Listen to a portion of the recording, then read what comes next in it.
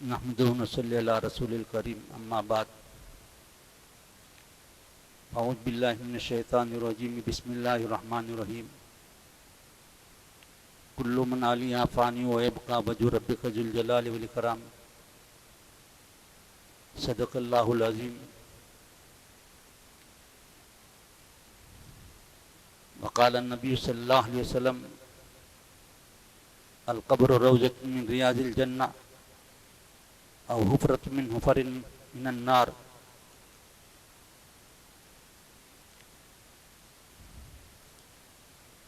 मोहतरम दोस्त बुजुर्गो, अल्लाह जल्ल शानो ने ये दुनिया की ज़िंदगी दी है जो आर्जी है, ख़त्म होने वाली, और आखिरत की ज़िंदगी दायमी और बाकी रहने वाली है। दुनिया में कोई ऐसा बाकी रहा हो और न आइंदा को हमेशा दुनिया में बाकी रहेगा। हमारा सफ़र शुरू हुआ है जिस वक्त से अल्लाह जल्ल शानो ने हज़रत आदम अलैहिस्सलाम को पैदा किया।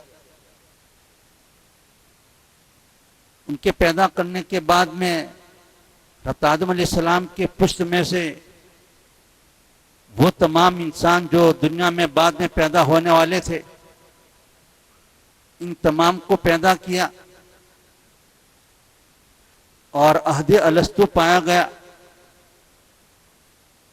तमाम रूहों को, जो मिशकात की हदीस में आता है, छोटी छोटी चुमटियों की मानी थी और अल्लाह जल्ल शानो ने सवाल किया, क्या मैं तुम्हारा पालनहार नहीं हूं? तो उस वक्त में इन तमाम रूहों ने, चाहे दुनिया में वो मुशरिक हो जावे, दुनिया में आने के बाद में वो दहरिया हो जावे,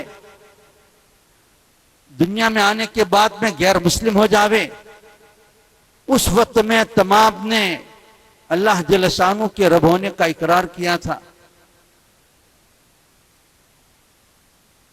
अब वहां से लेकर के हमारा सफर शुरू हुआ है। फिर इंसान आहिस्ता आहिस्ता दुनिया में आते रहते हैं। जिसका जो वक्त होता है वो दुनिया में आता है और फिर जिसके दुनिया से जाने का वक्त होता है वो दुनिया से चला जाता है। और एक वक्त वो आएगा कि तमाम इंसान जो दुनिया में आने वाले थे खत्म हो जाएंगे, तो फिर क़यामत कायम हो जाएगी।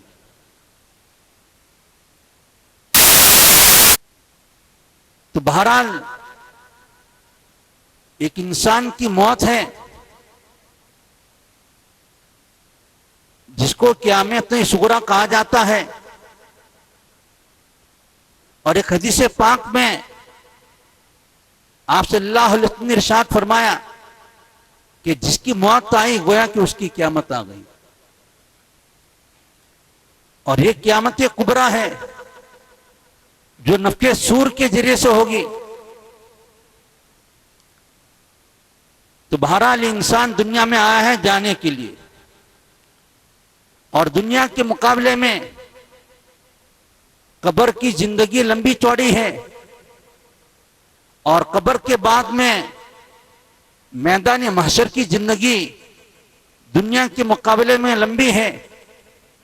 पुलसिरात का रास्ता जो 1500 साल का रास्ता, ये दुनिया के मुकाबले में लंबी चौड़ी जिंदगी है। इसके बाद में जन्नत या जहन्नम। तो बहरहाल ये लंबी चौड़ी जिंदगी आने वाली है। उसकी तैयारी करने के लिए अल्लाह जल्ल शानो ने हमको ये दुनिया में भेजा है। अब दुनिया के मुकाबले में हमें कब्र में ज्यादा ठहरना है, लेकिन इंसान कब्र के लिए तैयारी नहीं करता।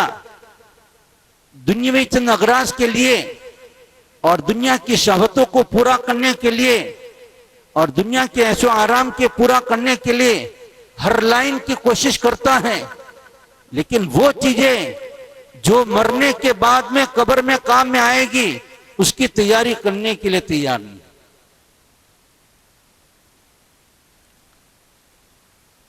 आप सल्लल्लाहु अलैहि वसल्लम भी दुनिया में आए, दुनिया जब आपकी जात दुनिया में बाकी नहीं रही तो दुनिया में कौन बाकी रहने वाला है? आप सल्लल्लाहु अलैहि वसल्लम का इंतकाल 63 साल की उम्र में हुआ। जब आपका इंतकाल हुआ, इंतकाल होने के बाद में पहला मसला ये आया कि आप सल्लल्लाहु अलैहि वसल्लम को कहां दफन किया जावे। सो सिद्दीक अकबर रज़ियल्लाहु तआला अन्हु ने फरमाया कि आप सल्लल्लाहु अलैहि वसल्लम ने इरशाद फरमाया है कि जिसकी जहां पर मौत आवे वहीं पर दफन किया जावे। लिहाजा ये मसला हल हो गया। और दूसरा मसला ये आया कि आप सल्लल्लाहु अलैहि वसल्लम को कपड़ों गुस्ल दिया जावे या एक एक कपड़ों को निकाल करके। तो उस मौके पर एक गुनूदगी तारी हुई, एक गैबी आवाज आई कि आप सल्लल्लाहु अलैहि वसल्लम को कपड़ों समेत गुस्ल दिया जावे। बहरहाल आप सल्लल्लाहु अलैहि वसल्लम को गुस्ल दिया गया। फिर आप सल्लल्लाहु अलैहि वसल्लम की कब्र खोदने का मसला आया। तिरमिजी की रिवायत है, जनाब नबी करीम सल्लल्लाहु अलैहि वसल्लम ने इरशाद फरमाया, अल्लाह तो लना वशकु लिगैरिना, कि बगली कब्र हमारे लिए है और सीधी कब्र जिसको संदूक नुमा कहा जाता है और जिसको शक कहा जाता है वो हमारे अलावा के लिए है। हालांकि दोनों जायज हैं। और ये आप सल्लल्लाहु अलैहि वसल्लम ने पहले से इशारा कर दिया था कि मेरी कब्र बगली बनाई जावे। मदीना में दो सहाबी थे, एक अबू तलहा रज़ियल्लाहु तआला अन्हु जो उम्मे सुलैम के शौहर हज़रत अनस रज़ियल्लाहु तआला अन्हु के अब्बा होते हैं, वो बगली कब्र बनाया करते थे। और अबू उबैदा इब्न जर्राह रज़ियल्लाहु तआला अन्हु जिनको आप सल्लल्लाहु अलैहि वसल्लम ने इस उम्मत का अमीन करार दिया, ये शक कब्र बनाया करते थे। इन दोनों के पास में खबर भेजी और ये मशवरे में तय हुआ कि जो पहले आएगा वो कब्र खोदेगा। और इत्तिफाक से हज़रत अबू तलहा रज़ियल्लाहु तआला अन्हु घर पर मौजूद थे। वो जल्दी से आए और हज़रत अबू उबैदा इब्न जर्राह रज़ियल्लाहु तआला अन्हु घर पर मौजूद नहीं थे। तो अबू तलहा रज़ियल्लाहु आप सल्लल्लाहु अलैहि वसल्लम की बगली कब्र बनाई। जहां पर आपका इंतकाल हुआ उसी जगह पर वो कब्र को खोदा गया। फिर यह मसला आया कि इमामत के लिए कौन आगे बढ़ेगा। तो सिद्दीक अकबर रज़ियल्लाहु तआला अन्हु फैसला किया कि जनाब नबी करीम सल्लल्लाहु अलैहि वसल्लम ये मुर्दा होने की हालत में भी और जिंदा होने की हालत में भी आप इमाम हैं। लिहाजा इंफरादी तौर पर आप सल्लल्लाहु अलैहि वसल्लम जो हज़रत आयशा का कमरा था वहां पर जाकर के जनाजे की नमाज पढ़ी जावे। 10-10 सहाबा अंदर जाते थे और नमाज पढ़ते थे और बाहर निकल आते थे।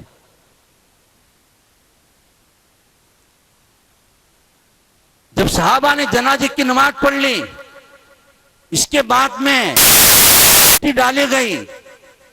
बुखारी की रिवायत में आता है, जो लंबी हदीस में से आखिरी टुकड़ा है, जो हज़रत अनस रज़ियल्लाहु तआला अन्हु की हदीस है। हज़रत फातिमा रज़ियल्लाहु तआला अन्हा ने हज़रत अनस को कहा, फलम्मा दुफिना क़ालत फातिमतु लि अनसिन या अनसो। फातिमा रज़ियल्लाहु तआला अन्हा ने हज़रत अनस को कहा, अताबत अनफुसुकुम अन तहसु अल रसूल अत्तुराब। या अनस, तुम्हारे नफ्स ने कैसे गवारा किया कि आप सल्लल्लाहु अलैहि वसल्लम के ऊपर मिट्टी डालो और कब्र में मिट्टी डालो। और हम में से कोई भी बाकी नहीं है जिसको मरना नहीं है। मिट्टी के नीचे जाना है, ऊपर मिट्टी, बाएं मिट्टी होगी, बाएं तरफ मिट्टी होगी, नीचे कोई बिस्तर नहीं होगा, वहां लाइट का इंतजाम नहीं होगा, वहां हवा का इंतजाम नहीं होगा, वहां पानी का इंतजाम नहीं होगा, वहां खाने का इंतजाम नहीं होगा, वहां अय्याशी का इंतजाम नहीं होगा, ऐशो आराम का इंतजाम नहीं होगा। वहां पर अगर इंतजाम होगा, आमाल अच्छे होंगे तो अच्छा फैसला होगा, बुरे आमाल होंगे बुरे फैसले होंगे।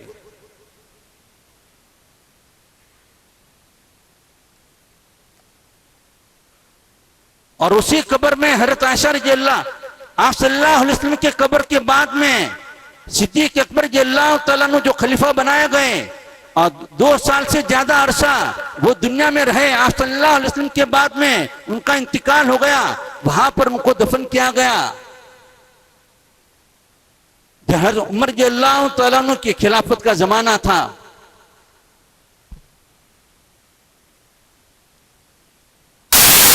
रज़ियल्लाहु तआला अन्हु के मुतालिक बुखारी की रिवायत में आता है कि हज़रत उमर रज़ियल्लाहु तआला अन्हु ने ख्वाब देखा। ख्वाब में देखा कि एक मंदिर है, उस मंदिर में भूत हैं और एक जानवर को लाया गया और उस जानवर को वहां पर ज़बह किया गया और फिर एक चीखने वाला पुकार रहा है, या जली हो, या जली हो, अमरुन नजीहुन रजुलुन सालिहुन ला इलाहा इल्लल्लाह,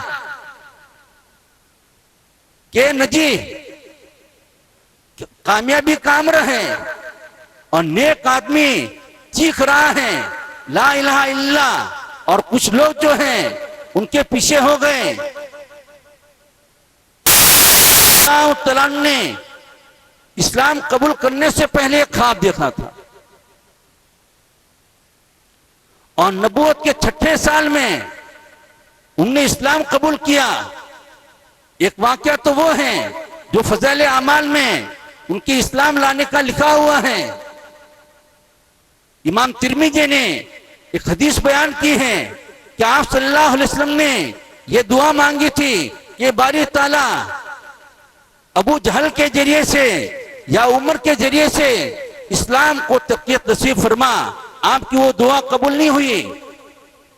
इब्ने माजा की रिवायत है कि इसके बाद में आप सल्लल्लाहु अलैहि वसल्लम ने सिर्फ हज़रत उमर रज़ियल्लाहु तआला अन्हु के मुतालिक दुआ मांगी कि बारी ताला उमर के जरिए से इस्लाम को तक़वियत नसीब फरमा। चुनांचे वो दुआ कबूल हुई। पूरे इस्लाम का वाकया मशहूर है। लेकिन जिस वक्त इन्होंने इस्लाम कबूल किया, इस्लाम कबूल करने के बाद में एक जमील नामी आदमी मदीना में रहता था, मक्का में रहता था, और वो खबरों के फैलाने में बीबीसी लंदन था, खबरें तेजी के साथ में फैलाया करता था। और उमर रज़ियल्लाहु तआला अन्हु ने उसको कहा कि मैंने इस्लाम कबूल कर लिया है, तो लोगों ने हज़रत उमर रज़ियल्लाहु तआला अन्हु को मारा। अब्दुल्ला इब्न उमर रज़ियल्लाहु तआला अन्हु फरमाते हैं, यह भी बुखारी की रिवायत है कि मैं अपने मकान के ऊपर चढ़ा हुआ था और मक्का के 1000 काफिर हज़रत उमर रज़ियल्लाहु तआला अन्हु के ऊपर हमला करने के लिए घर का घेराव कर लिया। इतने में आस बिन वाइल, जिनके खानदान के साथ में हज़रत उमर रज़ियल्लाहु तआला अन्हु के खानदान अहदनामा था, आपस में दूसरे की मदद करने के सिलसिले में अहदो पैमान हुआ था। आस बिन वाइल अच्छे कपड़े पहन करके आया, उसने देखा एक जम्मे गफीर हज़रत उमर रज़ियल्लाहु तआला अन्हु के मकान का घेराव किया हुआ है उनके कत्ल करने के लिए। तुमने पूछा क्या है? तुमने कहा कि ये उमर बददीन हो गया। तो आस बिन वाइल ने कहा, मैं हज़रत उमर रज़ियल्लाहु तआला अन्हु को पनाह देता हूँ, तुम उनको कत्ल नहीं कर सकते। अब्दुल्ला इब्न उमर रज़ियल्लाहु तआला फरमाते हैं, इसके बाद में लोग वहां से छड़ गए। ये हज़रत उमर रज़ियल्लाहु तआला अन्हु हैं तिहाई दुनिया पर उनने हुकूमत की और उनके जमाने में इराक फतह हुआ, उनके जमाने में ईरान फतह हुआ, उनके जमाने में अफ्रीका फतह हुआ और उनके जमाने में न मालूम कितने मुल्क फतह हुए। उनकी मौत का वक्त था, जो मुकद्दर की मौत लिखी हुई है हर एक की आकर रहेगी। जब उनकी मौत का वक्त था, तंदुरुस्त थे, फजर की नमाज के लिए जब वो आया करते थे, अमर इब्न मैमून रहमतुल्लाह अलैह की ये रिवायत है जो अब्दुल्लाह इब्न अब्बास से नकल करते हैं कि हज़रत उमर रज़ियल्लाहु तआला अन्हु का मामूल था, जब फजर की नमाज के लिए आते तो पीछे से सफों को सीधा करते हुए आगे बढ़ा करते थे, और कोई आगे पीछे होता तो उसको सब में सीधा खड़ा रहने के सिलसिले में तलकीन करते। हस्बे मामूल सफों को सीधा करते हुए मुसल्ले पर पहुंचे और जैसे ही अल्लाहु अकबर कहा तो अमर इब्न मैमून का कि मैं खड़ा था, मेरे पास में अब्दुल्लाह इब्न अब्बास खड़े थे, उनके पास में अब्दुर्रहमान इब्न औफ रज़ियल्लाहु तआला अन्हु खड़े थे। अल्लाहु अकबर कहने के बाद में हज़रत उमर की आवाज बंद हो गई। हज़रत उमर ने फरमाया कतलनी कल्बुन, कि मुझे कुत्ते ने कत्ल किया है, और अकलनी कल्बुन, या मुझे कुत्ते ने खाया है। अब्दुर्रहमान इब्न औफ रज़ियल्लाहु तआला अन्हु पीछे थे, उनका हाथ पकड़ा और उनको आगे बढ़ाया। अब्दुर्रहमान इब्न औफ रज़ियल्लाहु तआला अन्हु ने मुख्तसर नमाज पढ़ाई और जल्दी से सलाम फेरा। माइक का जमाना नहीं था, लोग जो दूर थे इनको मालूम नहीं था क्या हुआ, जो करीब में थे इनको मालूम था कि हज़रत उमर रज़ियल्लाहु तआला अन्हु के ऊपर यह हमला हुआ है। जब सलाम फेरा गया, हज़रत उमर रज़ियल्लाहु तआला अन्हु ने अब्दुल्लाह इब्न अब्बास को कहा कि जाकर के देखो कि किसने हमला किया है। अब्दुल्लाह इब्न अब्बास रज़ियल्लाहु तआला अन्हु सफों को चीरते हुए पीछे गए तो जाकर के देखा एक हबशी गुलाम ने हमला किया था, जो मुगीरा का गुलाम था, और ये खंजर लेकर के आया था, दो धारी खंजर था। और जब वो वापस जा रहा था तो उस मौके पर रास्ते में जो भी मिले इनके ऊपर हमला किया। तकरीबन 13 हजरात के ऊपर उसने हमला किया था, उसमें से 7 शहीद हो चुके और बाकी ठीक हो गए। हज़रत उमर रज़ियल्लाहु तआला अन्हु ने अब्दुल्लाह इब्न अब्बास को कहा कि तुम और तुम्हारे अब्बा ये चाहते थे किस तरह हबशी गुलाम यहां पर आ जावे, और उस मौके पर अब्दुल्लाह इब्न अब्बास ने कहा कि अगर आप चाहें हम कर जावे, तो उन्होंने फरमाया कि हरगिज नहीं। फिर हज़रत उमर रज़ियल्लाहु तआला अन्हु ने अल्लाह का शुक्रिया अदा किया कि अल्लाह ताला ने मेरी मौत एक मुसलमान के हाथ पर नहीं, एक काफिर और गैर मुस्लिम के हाथ के ऊपर रखी। इसके बाद में उनको उठा करके उनके कमरे में और उनके घर पर ले जाया गया। उनको पीने के लिए नबीज यानी खजूर का शरबत दिया गया। पिया तो जहां पेट के ऊपर खंजर मारा था वहां से वो नबीज निकल गया। फिर दूध पीने के लिए दिया गया।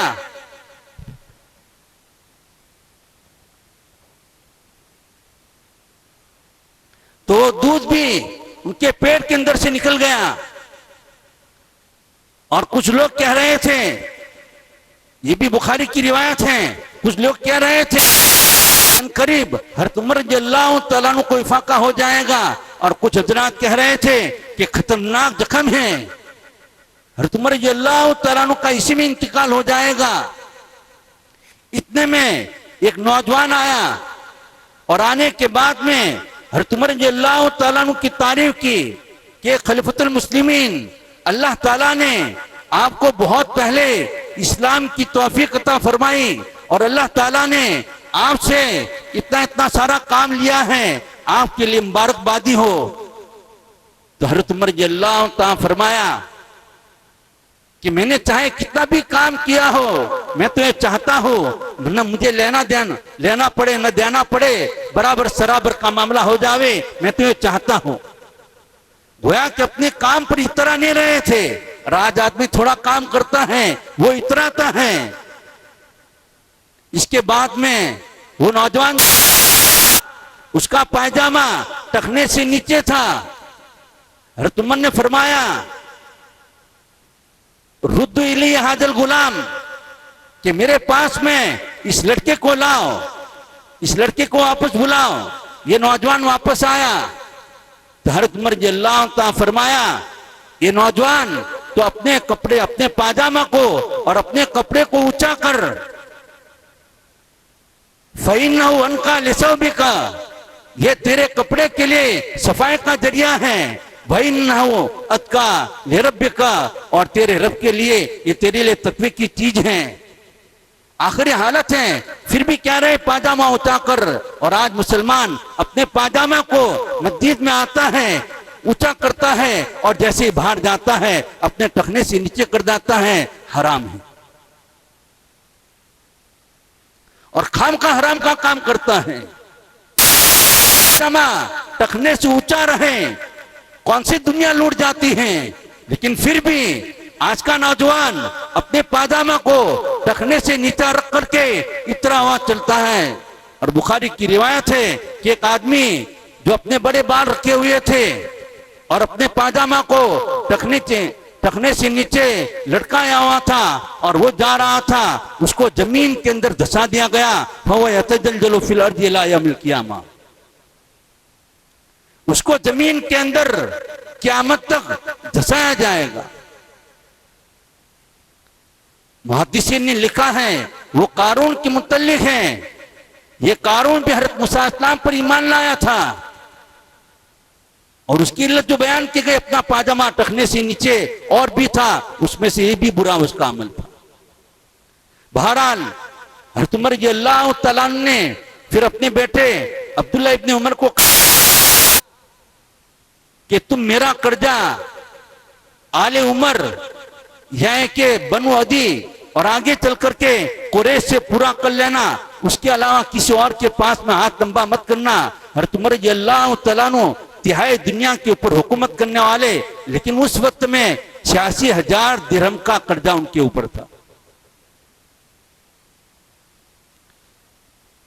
फिर हज़रत उमर रज़ियल्लाहु तआला फिर ये कहा कि बेटे तुम जाओ, मेरी तमन्ना है कि आप सल्लल्लाहु अलैहि वसल्लम और सिद्दीक़ अकबर रज़ियल्लाहु तआला अन्हु के पड़ोस के अंदर मुझे दफन किया जावे।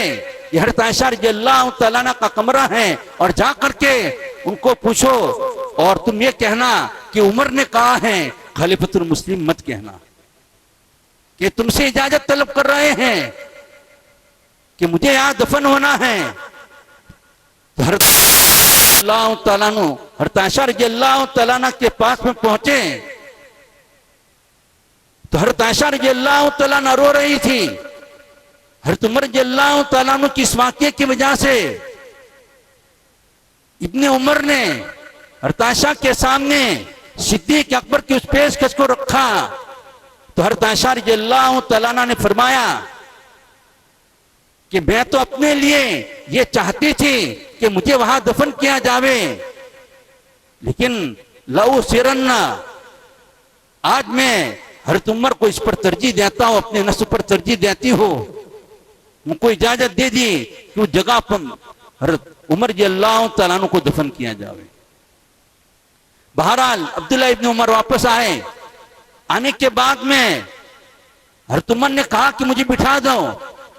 उनको सहारे के साथ में बिठाया गया और फिर कहा गया कि इब्ने उमर ने फरमाया कि आप जो चाहते थे हज़रत आयशा रज़ियल्लाहु तआला अन्हा ने इजाजत दी है कि वहां दफन किया जावे। बहरहाल उनका इंतकाल हो गया, लेकिन फिर भी हज़रत उमर ने कहा कि वापस जिस वक्त मेरा जनाजा तैयार हो जावे, हज़रत आयशा रज़ियल्लाहु तआला अन्हा के कमरे के पास में ले जाकर के फिर से इजाजत तलब करना। अगर वो इजाजत देवे तो ऐसी सूरत में मुझे वहां दफन करना, अगर इजाजत न देवे आप मुसलमानों के कब्रिस्तान में यानी जन्नतुल बकी के अंदर दफन करना।